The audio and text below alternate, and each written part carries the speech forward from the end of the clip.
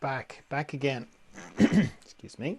Just hang on a sec. Just got to check a few little things before we get going with the meditation. The meditation's coming. I just have to make sure that I'm in all the right places. Bit off now. Which way do I go? I went the wrong way last time. I'm going to go this way. And Facebook's looking okay. Sort of. Oh, I went the wrong way. Okay.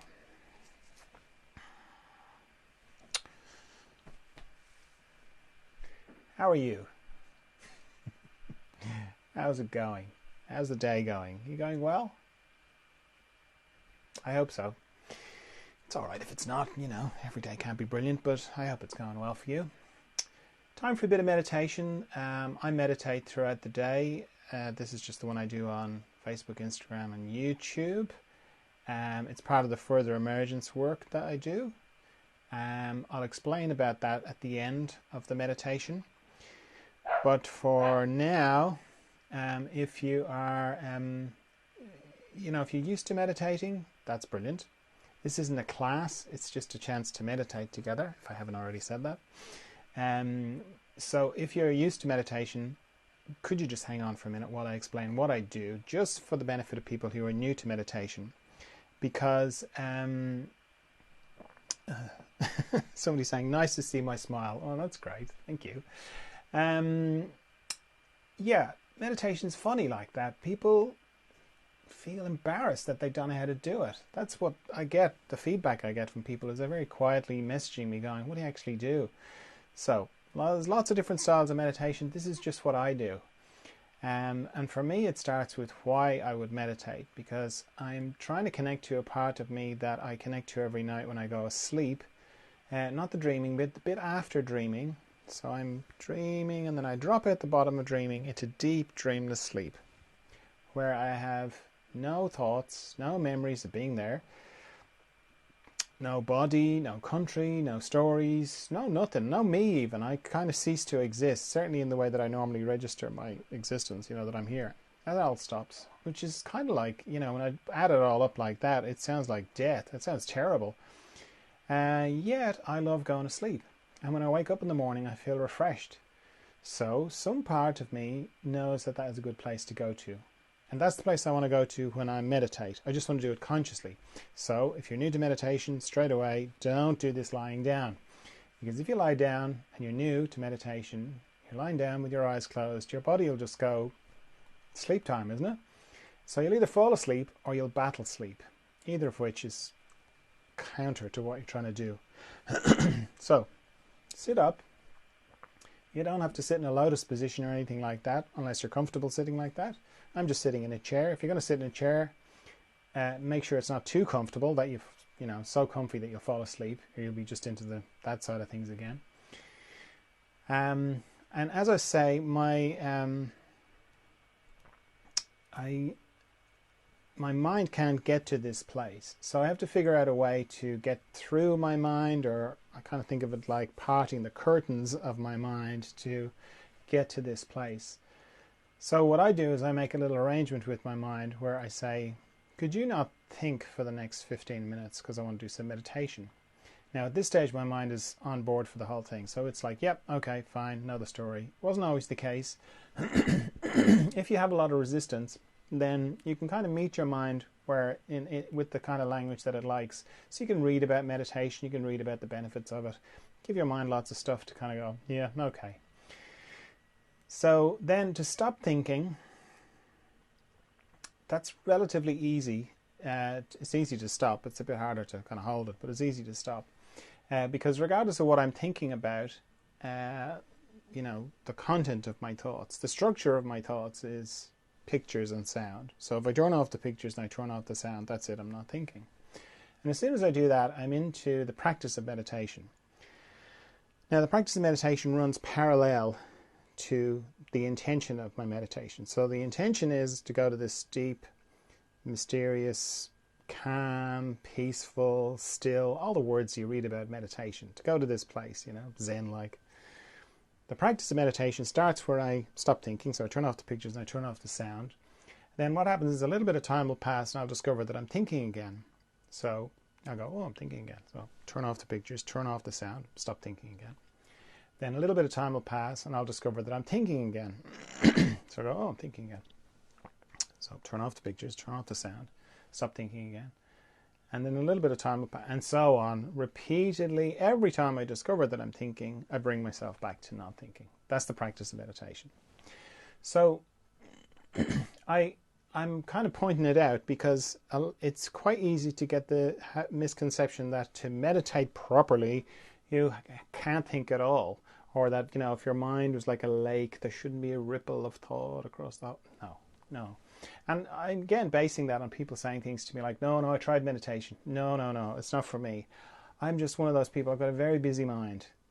And no, not my thing. Which is completely coming from that misconception. No one's mind is any busier than anybody else's mind, as far as I can see. And thinking is, it happens, as you know, in the course of meditation, rather than it being like, oh, it has to be dead flat.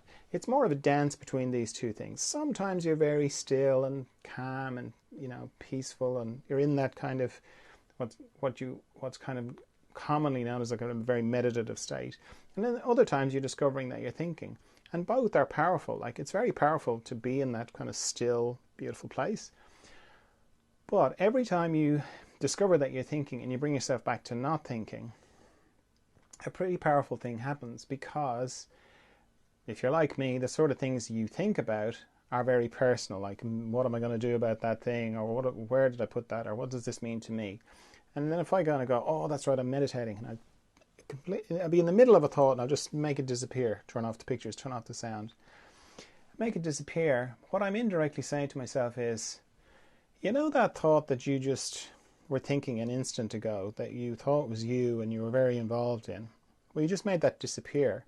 So you're not that thought. In fact, you're not any of your thoughts. You're something else. That's pretty powerful. And then the fact that you do that repeatedly, that's very powerful as well. So the two go together. So if you find, or you feel like, or you think you're thinking a lot, that's all it is. It's just a thought. Don't worry about it. Just every time you discover that you're thinking, keep bringing yourself back to not thinking, and you'll be doing a great job. Now, while all that is going on, I'm also letting go of tension in my body, or becoming more conscious of my body, you could say. So I have a system for that. I scan my body from my head down to my feet and back up again. And anywhere I find tension, I let it go. And I use my out breath to let it go, because it feels natural to just, let it go. But then also, it's a good way to remember to breathe. So I'm kind of becoming more conscious of my breathing, because it's really easy to hold your breath in meditation, or to stop breathing altogether. So using the out breath is good for that. Then the other thing is, as I'm scanning my body, I'm paying particular attention to any structures in my body that go across or transverse in my body. Because mostly my body is longitudinal, runs head to feet. Anywhere that goes across has a tendency to accumulate tension.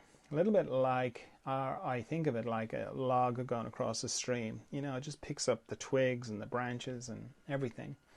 And except in my body, it's picking up tension. So I'm paying particular attention to my eyes, my jaw and my tongue, the base of my neck, my shoulder girdle, all my joints, so my shoulders, elbows, wrists, fingers, my heart area, my respiratory diaphragm, my intestines, my pelvic floor, my hips, my knees, my ankles, and my toes. If you're new to meditation, a nice quiet room where you're not going to be disturbed is very helpful. Reason being, when you close your eyes, your hearing amplifies, and one of the things that can trigger thoughts is little noises. So the less noises you have, the more you're going to be helping your mind. And similarly, one of the ways, another way I help my mind is I set a timer for how long I'm going to meditate for. I'm going to set mine for 15 minutes. But if you're new, I'd encourage you to set yours for shorter. Maybe set it for 5 minutes, and then just repeat that 3 times. Okay, so let me just check if there are any questions. No, some people saying hello. Hello. Okay, let me get the timer organized. All right, off we go into the mystery.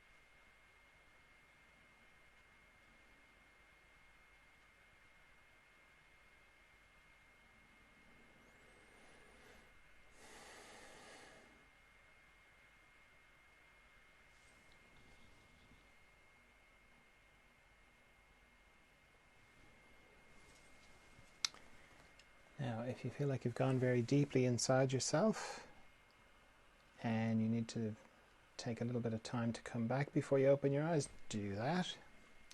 Or if you feel like you can hold the inner space and the outer space at the same time, then just open your eyes.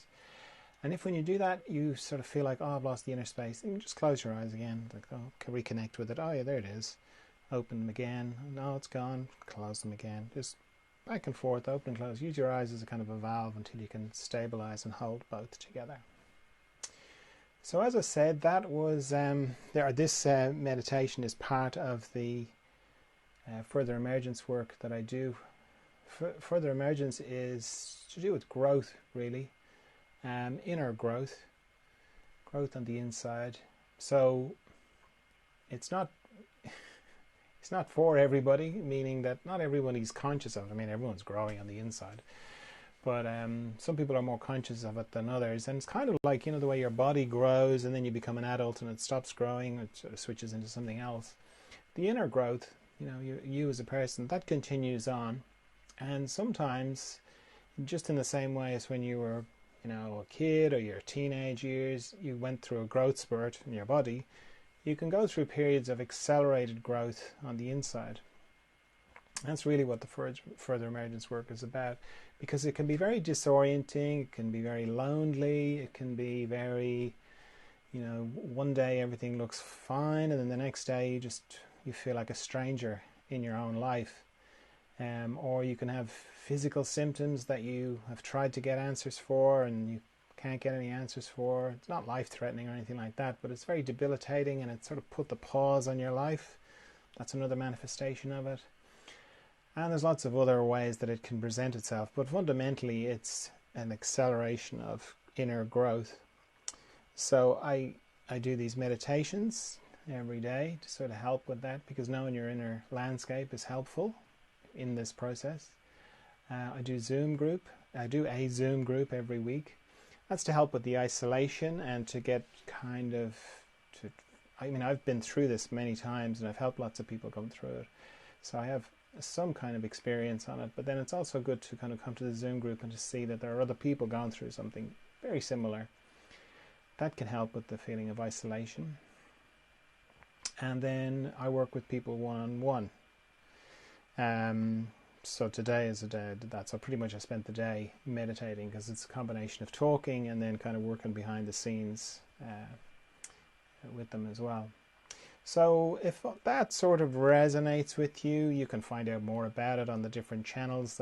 Further Emergence has, I've got a channel on Instagram, Facebook page, and a YouTube channel, or the website furtheremergence.com. You can go along to that.